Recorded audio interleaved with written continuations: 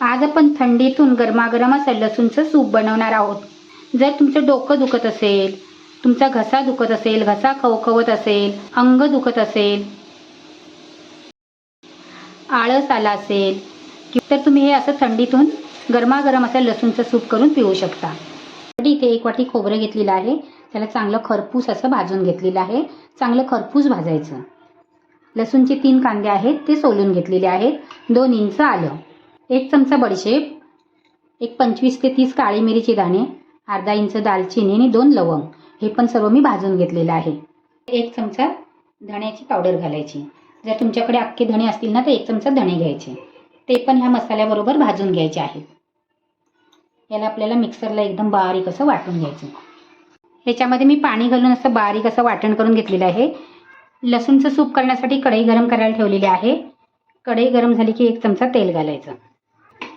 तेल सुरुवातीला कमीच घालायचं. लसूण आणि खोबरं आहे ना, त्याला तेल सुटतं नंतर. इथे मी 20 पाकळ्या लसूणच्या घेतलेल्या आहेत, त्यांना असे ठेचून घेतले. कारण लसूणचं सूप आहे म्हटल्याच्या नंतर लसूण वाटणात आणि फोडणीला जास्त घालायची. तेल चांगलं गरम झालं की लसूणच्या पाकळ्या घालायच्या. लसूण आपल्याला थोडी गोल्डन ब्राऊन करून घ्यायची. लसूण आपली गोल्डन ब्राऊन झालेली आहे. त्याच्यामध्ये वाटलेलं वाटण घालायचं आणि त्याला मिक्स करून घ्यायचं. 1-2 मिनटं हा मसाला मी परतून घेतलेला आहे.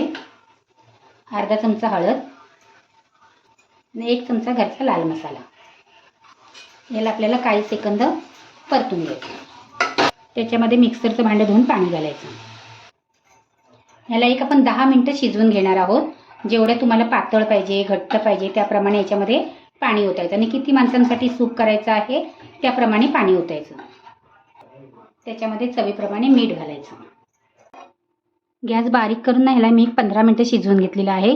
बघू शकता तुम्ही लसूणला आणि खोबऱ्याला कसं तेल सुटलं आहे ते. थंडीतून गरमागरम असं लसूणचं सूप तयार झालेलं आहे. गॅस बंद करायचा.